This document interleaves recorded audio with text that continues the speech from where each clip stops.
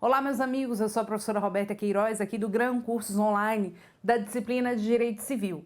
E hoje nós vamos começar aí algumas dicas para a nossa primeira fase do exame de ordem. Hoje a nossa dica vai ser efetivamente Direito Civil, pessoa natural. Pessoal, o que a gente tem que recordar?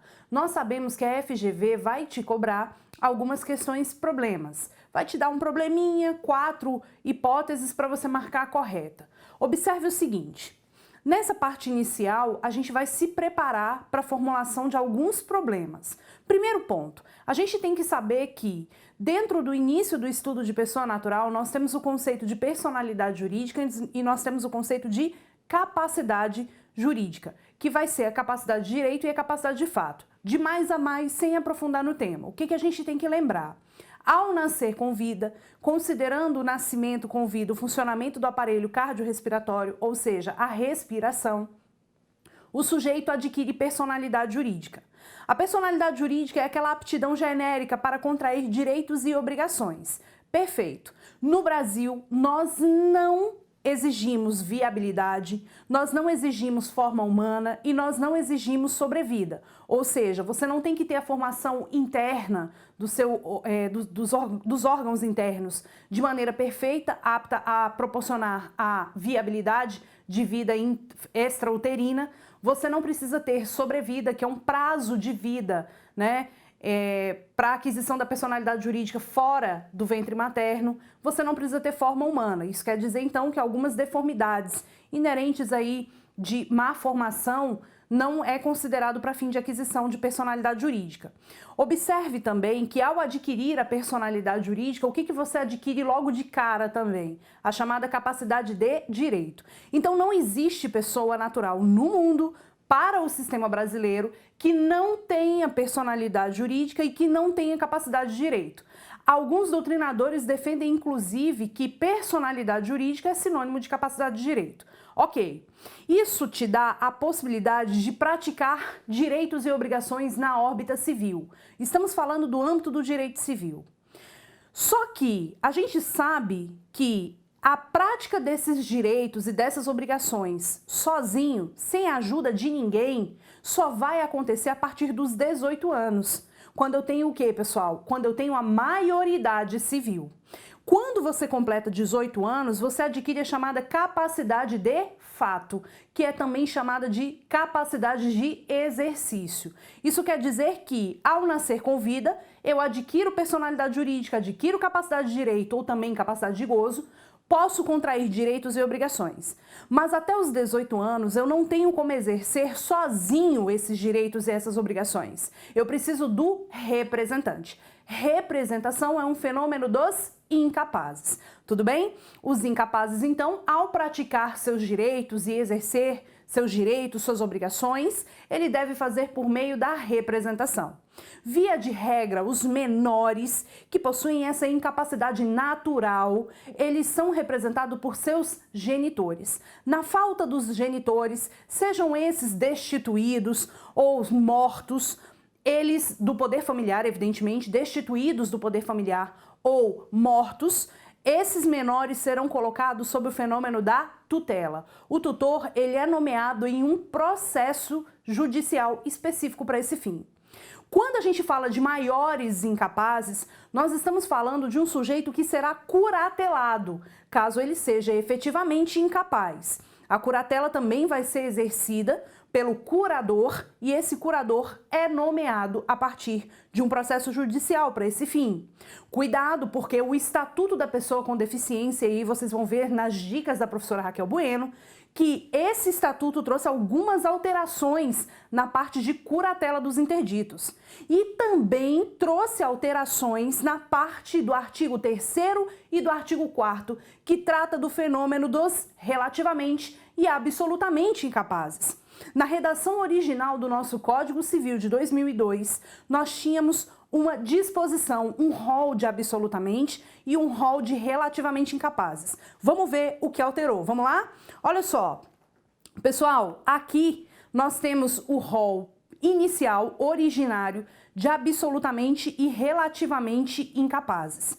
Observe neste rol que nós tínhamos como absolutamente incapazes os menores de 16, os que por enfermidade ou deficiência mental não tiverem o necessário discernimento para a prática desses atos, os que, mesmo por causa transitória, não puderem exprimir sua vontade. Relativamente incapazes do artigo 4º, absolutamente no artigo 3º, e os relativamente eram os maiores de 16, menores de 18, os ébrios habituais, viciados em tóxicos e os que por deficiência mental têm o discernimento apenas reduzido, os excepcionais sem desenvolvimento mental completo e os pródigos. O Estatuto da Pessoa com Deficiência, que entrou no nosso ordenamento jurídico em 2015, que é refletido pela Lei 13.146 de 2015, trouxe uma importante alteração nesses dois dispositivos. Professora, qual foi a alteração desses dois dispositivos? Se liga no esquema, olha só. A partir do Estatuto da Pessoa com Deficiência, o rol de absolutamente incapazes reduziu de 3 para apenas um sujeito. A partir, então, do Estatuto da Pessoa com Deficiência, quem é considerado absolutamente incapaz? É considerado, portanto, absolutamente incapaz tão somente, pessoal, os menores de 16 anos. E os relativamente incapazes são os maiores de 16, menores de 18, os ébrios habituais e os viciados em tóxico, aqueles que por causa transitória ou permanente não puderem exprimir sua vontade e os pródigos. Vem para mim. Então, o que a gente tem que observar, pessoal, a partir desses dois artigos? Observe o seguinte: nasceu, respirou, adquiriu personalidade jurídica, adquiriu capacidade de direito. Ótimo. Um menino de 5 anos de idade pode ter conta no banco? Pode ter conta no banco. Observe que esse menino de 5 anos de idade, ele pode ter o exercício do direito, as obrigações normais, só que ele não vai poder fazer sozinho. Então, quando a gente tem um menor, e observe, o menor não se confunde com as idades do ECA, tá? De criança e adolescente. Aqui para o Código Civil, menor ou ele é púbere ou ele é impúbere. Menor impúbere é aquele que não alcançou a puberdade. É o menor até os 16 anos. É o absolutamente incapaz. E o menor púbere é aquele que alcançou a puberdade. É dos 17 aos 18. Observe então que esse caso do menor púbere, ele é relativamente incapaz. Pessoal, cuidado. Quando a gente fala do menor, ele vai ser representado pelos seus genitores. Se esse menor for absolutamente incapaz, um menor impúbere, ele vai ser efetivamente representado. Se ele for relativamente incapaz, ele vai ser assistido. Então, observe que a representação, ela vai acontecer na modalidade representação estrito sensu ou assistência.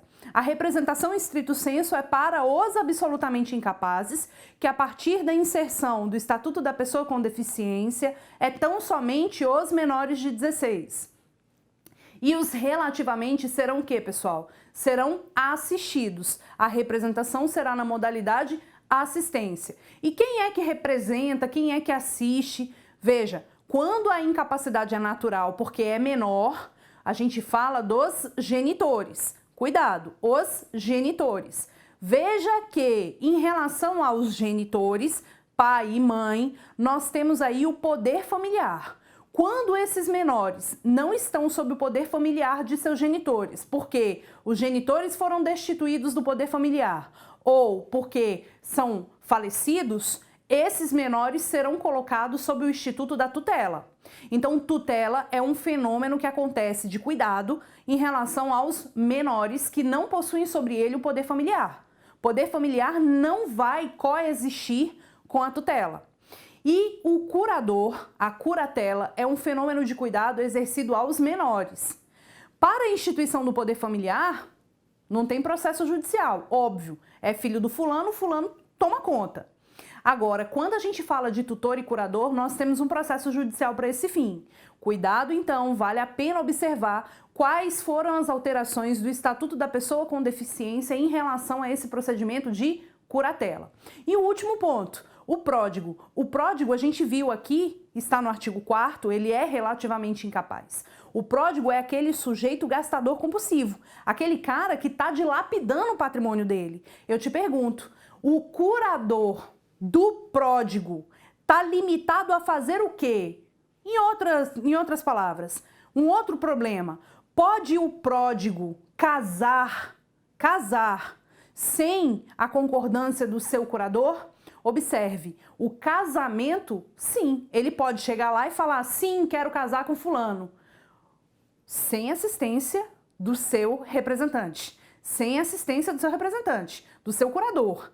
Mas para atos de disposição patrimonial, cuidado, como por exemplo a escolha do regime de bens, ele precisa participar da escolha do pródigo. Então, quando o pródigo vai fixar o regime de bens, quando o pródigo vai estabelecer algum ato de disposição patrimonial, uma compra e venda, uma doação, o que for, uma permuta, por exemplo, o nosso curador, nesse caso, tem que participar. Tudo bem?